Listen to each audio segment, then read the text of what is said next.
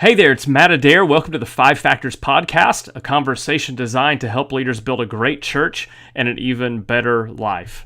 I want to talk about preaching today. I just finished releasing a brand new program that has to do with preaching, and I was thinking a lot over the past couple of months about sermon preparation. And I went all the way back to when I started preaching almost 20 years ago now, and thinking about when I started writing sermons, I wrote my sermons out on a yellow legal pad, and I'd have commentaries, I'd have the Greek dictionaries and Greek New Testaments and Hebrew Old Testaments, and just kind of scratching and clawing, trying to put stuff together. And now, so many of my resources are digital, but it isn't super easy to write sermons. Even now, I would say that most preachers are just grabbing notes from here or there. We're putting it into Google Docs or Pages or some type of word processing form.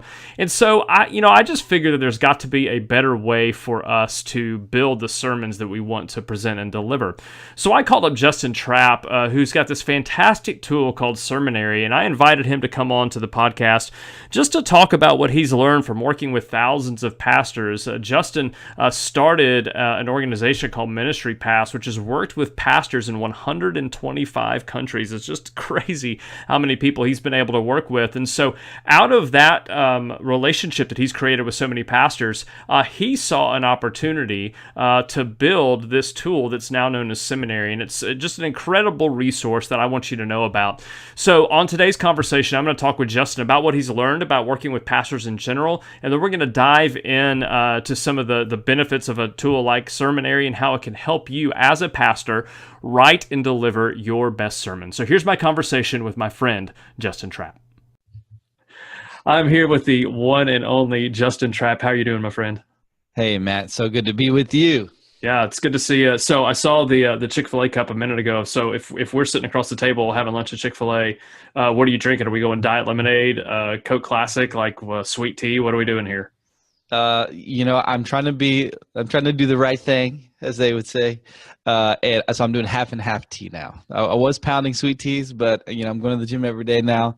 Half and half is my guilty pleasure lately. Yeah, so talk about that a little bit. You have a newborn. Are you just trying to build endurance for now having multiple children? Like, what are we doing here? So, my genetics are on my side, believe it or not. All my family is lean. I'm like not lean at the moment, so I'm trying to get back into that framework where I can, not be so sluggish in life.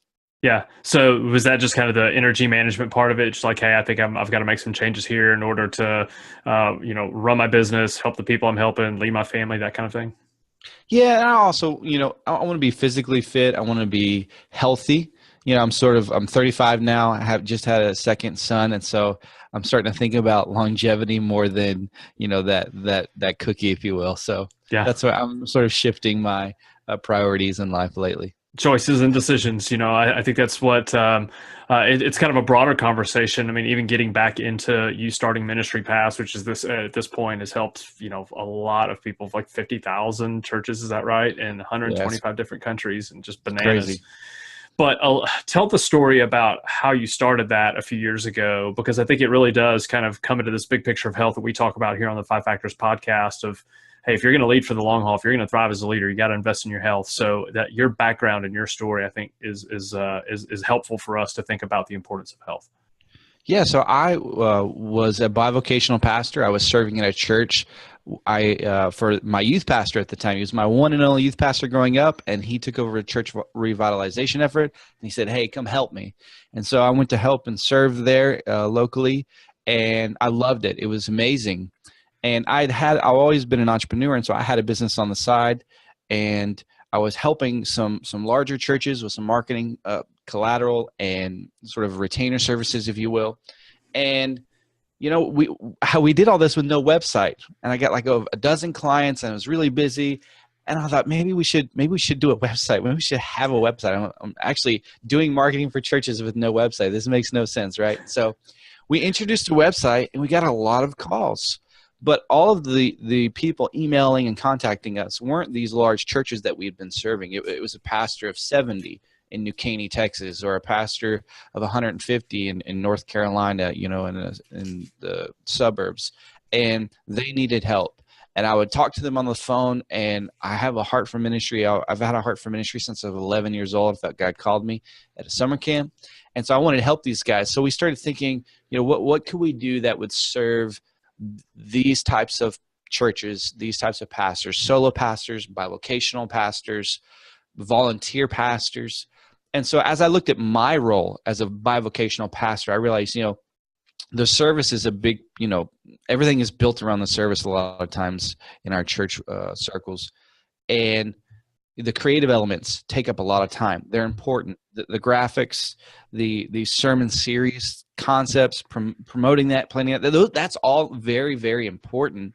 But it might not be the most important thing that I'm supposed to do this week as, executive pastor there. And so I created ministry paths for myself. We created things that were meant to give pastors the first 10 to 15% of their sermon series content and their sermon guides every week. So they're still informing how they speak to the rest of that sermon, but that framework is still there. And then we give them the media for promotion. And then, when you're actually preaching, all the different graphics that they need to leverage that visually. And we felt like, if I can save pastor 4 to 5 hours a week, if I can save pastor 20 to 25 hours a month, I feel like I've done a good service to them, to their life, and to the kingdom. So that's how Ministry Pass got started while I was serving in a local church. And then it just blew up and got so big. My life was real rocky. And, I had one footboat in Ministry Pass and one footboat in the local church. And I just had to say, God, what do you want me to do? And then where am I going to make the biggest impact? And even though Ministry Pass was a for-profit business, we saw that it was exploding. And so I felt like for the kingdom impact, I needed to do that full time. So about 3 years ago, we set out, and we've been doing it full time ever since. So it's been a lot of fun. Yeah. I mean, we both own businesses that serve churches and church leaders, and there are conversations that we have about that a lot of time. But, for, this conversation with church leaders, one of the things that I think doesn't get enough attention is the fact that there are so many church leaders out there that are trying to do everything or feel like they have to because they don't have other people on staff. And so it's not just the 4 to 5 hours that they have maybe creating graphics for a sermon series. Those 4 or 5 hours are stressful because they're not very good at it. Some people are great. Like, they can put that stuff together in their sleep, and it's like, maybe you should do it for yourself because, like, you get joy out of that. But for the guy who's just grinding on that kind of pre and post content, you're not only just doing a service by saving them time, but you're saving them a lot of energy and stress in areas that they're not very good at. And quite honestly, they'd love a solution like this if it was there. And so, that's something that was helpful. But for you, at this point, when you work with this many churches, there are some things that you walked into knowing or presuming that have been true, but what have maybe been a couple things that, as you've been able to work with, get feedback from a lot of different churches and a lot of different tribes from a lot of different places, what are some things that have been surprising, encouraging, maybe even saddening to you as you've been able to work in this market? One of the things that I realized in doing this, reaching so many churches and working with churches of all denominations and all sizes. Now, our sweet spot is churches primarily at 300 in attendance or lower. And what I found is that there are a lot of tired pastors, a lot of church leaders, with noble efforts. I've talked to a lot of bivocational pastors. I talked to a pastor, Matt, that is an IT. He owns his own IT business. He services local businesses, and he works 6 days a week, and he is putting his girls through college right now. So he's working like 10, 12-hour days. And he told me that he doesn't have time to do sermon prep the entire week. His sermon prep is on Saturday, and he gets up. He said, I sleep a little later on Saturday to like 9 a.m. My wife makes me breakfast, and as soon as breakfast is over, I begin my sermon prep on Saturday. And I work through the day, sometimes well into Sunday morning, and then I get up and preach, and I do it all over again. And then I talked to another gentleman who is a machine shop foreman in South Carolina, and he didn't go to seminary. He sort of fell into pastoring by accident, and he felt ill-equipped, and so he found Ministry Pass and and really wanted to be able to utilize it. And he said it was really helpful. One of the things that happened when I was launching Ministry Pass, that was one of the most sobering moments of this whole journey for me, is actually really close to home. So my wife, she loves, I don't know how your wife is, but my wife loves, Fixer Upper and all of these shows where you can repurpose things and antique things. And we were driving through the neighborhood one day, and there was a garage sale, and they had this antique door that was from like an old barn, and my wife loved it. So she said, we just had our first son, just launched Ministry Pass, and she said, can we go take a look at this door? And I was like, okay, well, great. It's already sold, right? And so we walk up, it's a few streets over from my house in my neighborhood, and I just start talking to the homeowner that was having the garage sale, and we just start talking about different things. I asked him how the garage sale's doing, and then I noticed he has this tub, this plastic tub, and I noticed some commentaries. And I'm going, okay, this is interesting, N.T. Wright and all these different ones. And then I noticed he's got at least half a dozen Bibles that are in this box that he's selling. And I said, did you go to the seminary? And he said, I actually did. And so I asked him, and he said, I went to Southwestern Assemblies of God University, which is crazy to me because I went to Southwestern Assemblies of God University. We went to the same seminary school, and come to find out he's from Minnesota, and he came all the way down to Texas, went to Bible school, then went back to Minnesota and was a children's pastor. And I sort of asking about his story, and coming to find out, Matt, he got really burned out himself in ministry. He got burned out. He had a bad experience with evidently some leadership, the pastor there. Something happened. He didn't say specifically. He didn't drill down that far, but something happened, and it really seared his heart. And he left. He not only left ministry, Matt, he eventually left church. And as I'm talking to this man, he said this had been, 15 years prior when this happened. So long before I went to Bible school. And, I'm looking at his kids. His kids are 8, 10, 15. And here's a family that, his kids didn't grow up in church, didn't grow up knowing Jesus. This man was bitter and cold and hardened towards church, towards the things of God. And he was a former pastor, Matt, selling his Bibles. And I'll be honest, I went home and I just wept. I wept for him, for his children, and for all the pastors that we serve that get burned out, that experience terrible things in a calling that they felt like they would experience wonderful things. Yeah. And some of those things are not their fault. Sometimes they are, but that was a very sobering moment for me for what's at stake when a pastor burns out. It's not just a stressful thing. Oh, I'm stressed and I need a break for a few days, or I need to go on vacation. I saw in the flesh a guy that lived in my neighborhood, went to the same seminary, literally left the faith. And I want our team and our resources and the things that we do to be able to give margin back to pastors to help. If I can give them not just time, but like you're saying, they're not even good at it. If we can give them back some margin in their lives, if we can help them focus on the most important thing in ministry every week, the things that we help with are very important, but perhaps it's not the most important thing. Maybe they shouldn't be focusing on that. Maybe they should be delegating that. If we can help give them that margin back, perhaps we can add health to their personal life, but also to their church. Yeah. One of the reasons that I wanted to have you on here and for us to have this conversation is because even though your business really isn't focused on, hey, I want to help guys that are burned out specifically, I think that you are able to actually see a lot of ways in which pastors are under stress, where pastors are in some ways compromising their health, or their health is compromised externally because you're not trying to go there and help them there. You're just trying to meet them where they are. But when you meet them where they are, they're usually busy, under stress, things like that. Are there things that you have seen since everything started to where you go, hey guys, I know when we talk about pastors and pastoral health, but it seems it sounds like theory sometimes. Here's what I'm actually seeing on the ground. Here's what I'm seeing as we interact with customers and as we try to continue to build the right resources and tools to help them.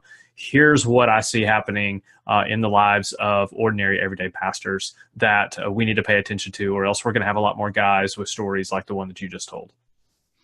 One of the things that I have realized in my own life personally, and I begin to see it in other leaders' lives as well, is a value on time. You know, I don't know a pastor that works just 20 hours a week. Every pastor I know is overworked, underpaid, and doing a lot of things. And as our business is beginning to grow, out of necessity, actually, I went to take a sabbatical, and out of trying to create a company that could exist without me for 6 weeks, I had to define everything that I did within the company. And then we began to define sort of these dollar amounts. And I think you and I have talked about this before, but assigning a value on specific tasks and time. And so we did it 3 ways. We said, hey, what is a $10 an hour task that I'm doing? Just busy work.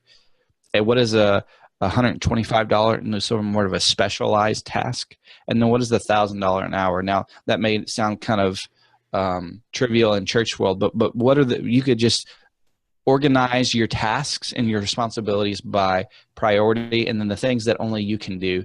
And what I began to see is I was doing like 30 something $10 an hour tasks. I was worried about things that I could get 20 different people to do besides myself, and why I was carrying that burden, why I was just going through life dealing with those things. It was a bad leadership moment for me. I realized I hadn't delegated. I hadn't defined some of those things to be delegated. And so through that sabbatical, I was able to go, you know what, I really need to prioritize the things that I'm working on, the things that I'm doing. And I think for pastors, what I've seen is not only are they preaching, not only are they going to hospitals and doing leadership meetings, but they're doing just a variety of things in between, and perhaps they don't need to be doing those things. Right. I know some things are important. Maybe you don't have anybody else, but I think it's important that we find people and volunteers within your church and staff to be able to do some of those things, so that a pastor has margin, so a pastor has the ability to get away mentally, to have a break, so that they can really, really thrive and do what they're best at, which is, shepherding and leading the church with the vision that God's called them to. So, yeah. Was there a significant amount of time between that moment when you realized, hey, I have a lot of things on my plate that I probably don't need to be doing, and when you actually pulled the trigger on that? Or was it almost like I see it and I'm going to change things right now? I'd be lying to you if I said we were able to implement, a clean slate for me within 30 days. It took 4 months. Yeah. Because a lot of those things, if you just drop it immediately, it just evaporates. And yeah, it was a process, but it was an intentional process. And because we had the intentions to finish that and to see that through out of necessity, really, to be honest, man, I don't know if I was strong enough at the time to be able to let go of some of those things if I hadn't bought a plane ticket out of town for my sabbatical. That sort of forced the issue. That's amazing. And I honestly, it was the best thing I could have ever done for our organization. You think going on a sabbatical, it helps you personally, and it did. It really helped our team. Yeah. What was the hardest thing to give away? The things that I love. Came from a design background, and so I still love designing. I just find fulfillment in it in some ways, and it's not the most important thing. I mean, for sure now we have half a dozen designers and we have teams, but it every so often I sort of sneak away and don't tell anybody I'm going to work on this, and I'm like, oh, I missed this, but It's not what I should be doing. Yeah. Yeah, so and we're going to talk about some of the tools, resources that y'all have created to help pastors who are stretched thin build better sermons. But one of the things that I don't want us to miss, if you're listening to this, then there are invariably things that you are doing right now that you've either always had to do, and maybe you don't anymore, or there are things that even if right now you're the person who's responsible for it, you know that it's absolutely sucking the life out of you.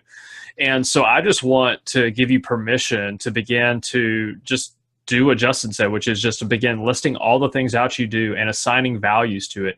And I do this with clients all the time, even within churches. I'm like, look, it doesn't, the metrics aren't the same, but just go ahead and call this a $10 or $100 or $1,000 thing. And because it's going to help you see the return on the investment for you personally even, and then we can begin to find other solutions for ways for you to give some things away. And there are things like what Ministry Pass does in terms of taking care of some of these things for you, done for you resources, and getting a virtual assistant through Belay or something like that. Those things are available to you. But I wanted to talk about what you've been able to build with Sermonary, because sermon prep and sermon building is not something that you tend to outsource. It tends to be something that you're going to do maybe with a group inside your church, but it's going to be something that pastors and church leaders are going to hold to that to the end. But it doesn't mean that we're using the best resources. So in the intro, I talked about the fact that when I started doing this 20 years ago, my preferred method was basically a legal pad. I mean, like I would write down the text I was preaching, I would make notes out of that, then I'd end up writing my manuscript. Like I just liked handwriting the manuscript, which is insane. But that to me was like state of the edge, that was cutting edge technology at the time. And now we've come a long way. So talk a little bit about the story behind Sermonary. What were you seeing where you felt like, hey, we could do something better than this? Believe it or not, 9% of pastors still write their sermons on paper every week. Shout out to all of you that are writing your sermon this Sunday on a legal pad. Yes. So with Ministry Pass, our resources grew, our email list grew, and because we had a large email list, I love doing surveys, and so we just do surveys surrounding pain points around sermons because we want to serve pastors and churches better. And we sort of had this epiphany, through one of the surveys, and the survey is what do you write your sermon in every week? And we found that 86% of pastors write their sermon in Microsoft Word. And we asked ourselves why. Well, mainly because that's how we grew up. Since computers became like household items, you use Word to write things. And we started talking through, like, there's been so many technological advances in the last 10 years alone, let alone 20 years since really computers have been household items. And, think about Airbnb, Instagram, Spotify, all these things, Netflix. Well, Netflix might have qualified, but like Airbnb wasn't around 10 years ago. Yeah. It disrupted the hotel industry. Uber, Lyft, they weren't around 10 years ago. So we've had so much progression via technology in our world and our culture, but the way that pastors have written their sermons has remained largely the same for the past 20 years. And we wondered, is there a way to better this process? Because it is an arduous process. The pastor spends close to 10 hours every week per sermon. So if you preach one sermon, but if you're a pastor that's doing 2 to 3 sermons Sunday morning, Sunday night, Wednesday night, like I've talked to some pastors still do, you're spending upwards of 30 hours on average. I mean, and I know some guys spend 20 or 30 hours alone on one message, let alone a few others. So it's an arduous journey, and your pastors are spending close to 500 hours a year in sermon prep for just one sermon. And they're preaching over 40 times a year. So it's an exhaustive process. We found that 35% of pastors start their sermon writing Monday morning. Literally a rinse and repeat cycle. Yep. And so we thought, is there a way to better this for pastors? And so we started dreaming, and we had this idea for Sermonary. Actually, it was called Sermon Builder at the time. And it was on the shelf for a few years because we still had this infant trying to walk called Ministry Pass. And I just felt in my spirit, we need to go ahead and do this now. So we raised some money, family and friends, and we set out to create this platform called Sermonary. And it was really interesting, Matt, because we decided to create a Kickstarter before we're going to open up the beta version of the platform to the public, we said, hey, let's do a Kickstarter and see what happens with Kickstarter. So we had a video created, and we launched a Kickstarter the first part of August. And I'd been emailing our email list and saying, hey, it's coming this week, the Kickstarter. And we thought it would do well, but we didn't know how well it would do. Again, Sermonary is this sort of revolutionary idea because we have something that's called our Sermonary editor, where you're really building your sermon block by block, piece by piece. It's like a drag and drop editor. It's not your traditional Microsoft Word. So it's a unique thing. It's not completely foreign to our ideas of how things can be assembled, but in the sermon writing space, it totally is. So we get ready to launch the Kickstarter, and that morning, I published our Kickstarter page, but I hadn't sent out the email to our email list yet, and I was waiting a few hours. I just want to make sure everything was good on Kickstarter because you don't want to mess this up, right? Right. And I realized how big it was going to be when an hour before our official email went out, people were on Kickstarter looking for it, and they were finding it, and they were supporting it. So we had raised $700 before the email ever went out. Yeah. And we'd never said a thing. People were just on. I had a pastor call my cell phone. I don't know how he found my cell phone. I had this pastor call my cell phone and was like, hey, what? He was from country somewhere, but he was like, hey, I'm really interested in this Sermonary thing, and I saw I've been looking for this email. You hadn't sent it yet, and how can I sign up? That's when I realized, man, we're on to something. And so, long story short, our Kickstarter was funded in 2 hours for Sermonary. It was absolutely insane. And so we did that in August. We opened up the beta version of Sermonary to the public in September. And since then, it was about 6 months or close to 6 months mark, a little bit more or less, give or take. But we've had almost 20,000 sermons written on Sermonary since we launched it. So it's been awesome to see. It's been a lot of fun. And about 90% of users prefer the new Sermonary editor. And we didn't invent this phrase, so this isn't like a marketing thing, but I've had a handful of people, customers that I don't know them from Adam, they just emailed in and they use the same phrase, and we didn't invent this phrase, they invented this phrase. They say, I'm never going back to the old way again.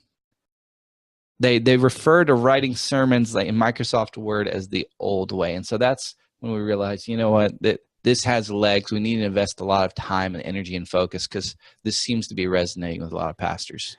Yeah, so for somebody who's driving down the road and should not be clicking on the link in the show notes to Sermonary, break that down even a little bit further in terms of going, here's the different way. Like here's what we're doing that's different that helps you build a better sermon.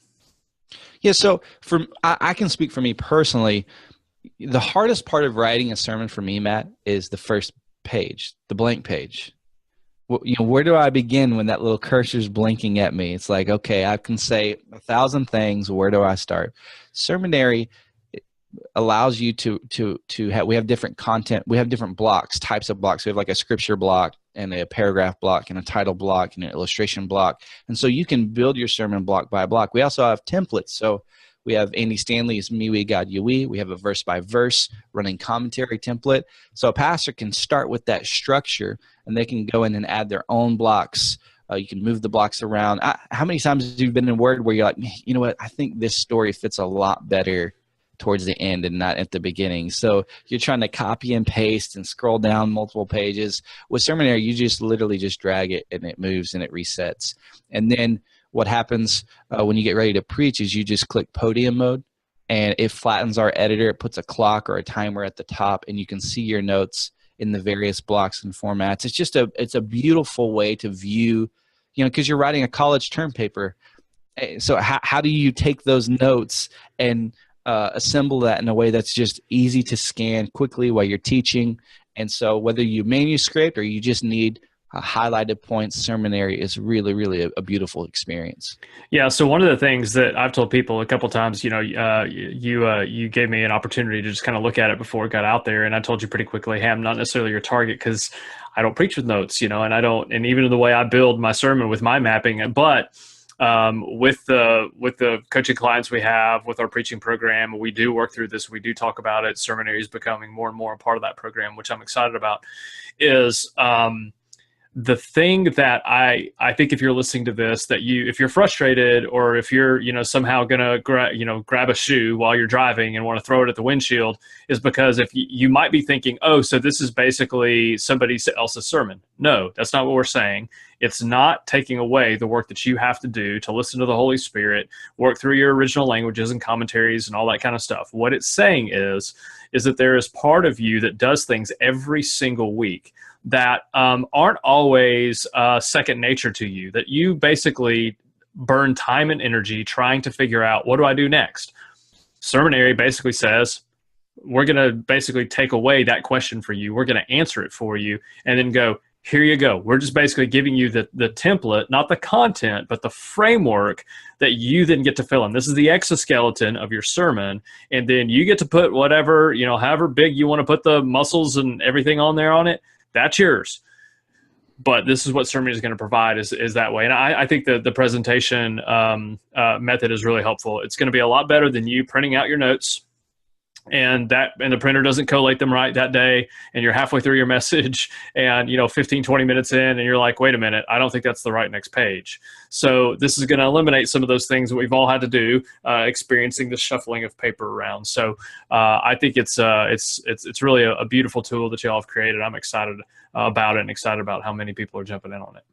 Yeah, well, thank you. So to sum it up, writing a sermon is a process, and we've not just made this process better via technology. We feel like we've revolutionized this process for people and for pastors. So it will definitely, we've had a lot of pastors say, you know what, I'm writing sermons faster, because just the ability to jot my thoughts down block by block and to maneuver and to move them all around, it's cut my sermon time down tremendously, because I'm just not staring at the blank page or having to operate with the standard word editor. So, yeah, it's free for 30 days. So you can kick the tires for 4 weeks.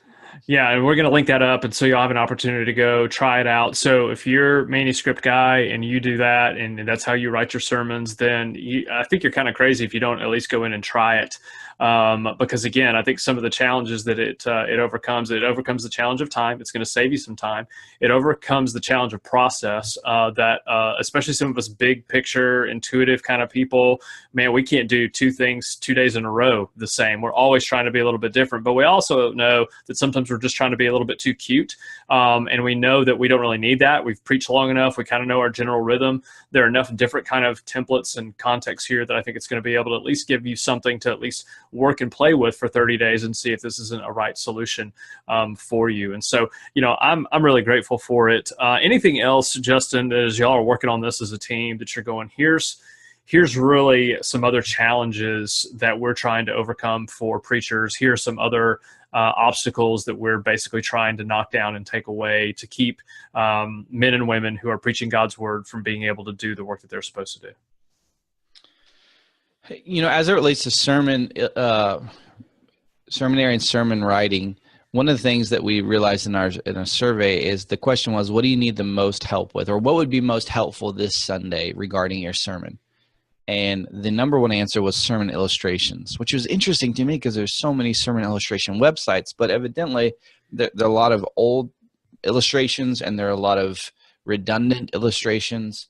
And so as part of Sermonary, it's included in your membership. We have a team that basically is finding and curating and writing new, fresh sermon illustrations that have never been written before. And so we have a database of that, and that's included. And so pastors can utilize that, and that seems to be a really popular thing regarding Sermonary. So, yeah.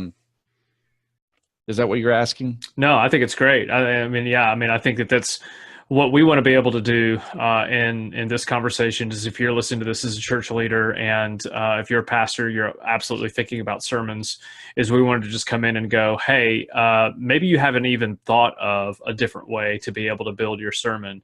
And this is a way that I don't even think is different. I actually think it's better. I think it's going to be more helpful for you. And as we talk about the way you invest your time and energy so that you can thrive as a leader. I mean, it's a productivity question. It isn't a faithfulness question. It's a productivity question, and about how you find the right tools and resources to help you build your best sermon. That's what we care about. It's what Justin and his team care about. It's what I care about and what Tal cares about. And so that's why we want to do everything we can to have conversations like this, to be able to help you go, oh, I haven't even heard of this guy before, and I haven't even heard of this Sermonary thing before. Well, go check it out and see if it's not the right solution for you. Because if it is, then we feel like, hey, we've been a part of the process of God putting the right resources and tools around you to help you thrive as a leader, which is pretty cool for us. Justin, I want to give you the last word here in a minute to just talk to any church leader again. One of the things that I love about this world that you and I live in is that we get to work with a lot of different men and women, some phenomenal church leaders, and we get to see a lot. We have opportunities to encourage them and come alongside of them a long time, but maybe not everybody has heard of you or Ministry Pass yet, and so you're new to them, but I want to give you an opportunity to kind of wind this up and just give them a word of encouragement, a 280 character, Twitter billboard for everybody. But before that, I just want to acknowledge you. I want to acknowledge just how grateful that I am for the work that you're doing. And I think the heart behind it, I think the heart behind of just going, here's some things that I think that God has made me good at. And I want to be able to share that with people in a way that genuinely helps them be better at the work that God's called them to do, that frees them up to do the work that matters most. And I think that's an incredible gift that you've given to everybody who's been able to work with you, Ministry Pass and Sermonary. So I'm grateful for you and just appreciate what you're doing. Well, thank you so much. It's an honor to be here with you talking about these types of things. So. Yeah. All right. So 280 characters, and you are a good follow on Twitter, especially when it's talking about sermons, just because you're sharing a lot of the research that y'all are doing, everything from, length of sermons from different pastors to just the realities of preaching that I think a lot of people don't pay attention to. So go in the show notes, follow Justin there. But just want to give you the last word today to just be able to encourage church leaders who want to do a good job, want to develop healthy habits about lots of things, including sermon preparation. Yeah, I would say, pastors, you don't have to live a crazy life. I know we're all busy. What you do is meaningful. It's important. It's kingdom work, but that doesn't mean you have to do all the kingdom work. And allowing yourself to remove that burden of some of those tasks that you've always done, that you've done for years, that you've carried a week in and week out, and maybe you just never thought about it because your heart is in the right place. Your heart is to serve. You have the right attitude.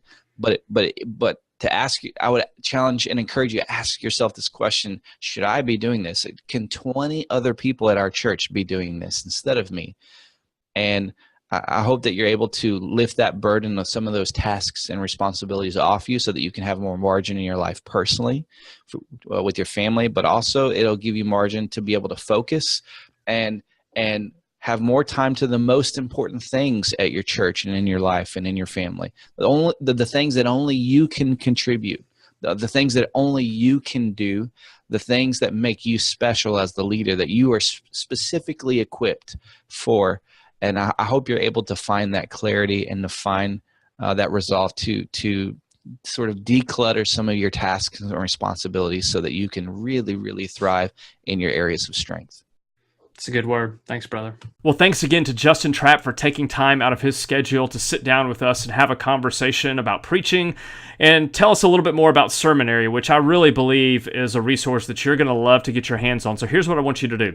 I want you to go to fivefactors.net/38, get into the show notes, and you'll see a link where you can go to the Sermonary website and you can sign up for a free trial right now. It's going to give you an opportunity to play around with the software. It's going to give you an opportunity to build a sermon, to see what's available with the templates and just the way that you can use these different building blocks to build your sermon. And I think you're going to find it's a fantastic resource, and I really believe that if you try it out, you're going to end up using it and using it for a really long time. So in the show notes, you'll see an opportunity to connect with Justin on social media. Would encourage you to do that.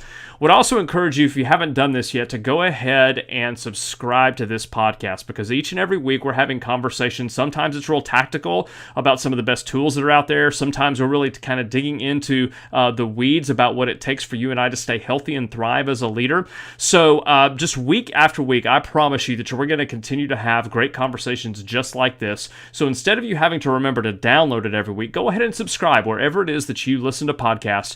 Go ahead and subscribe, and every Monday morning, a brand new episode will be right there waiting for you. So on behalf of Tal Prince, my co-founder here at Five Factors Podcast, he'll be back soon.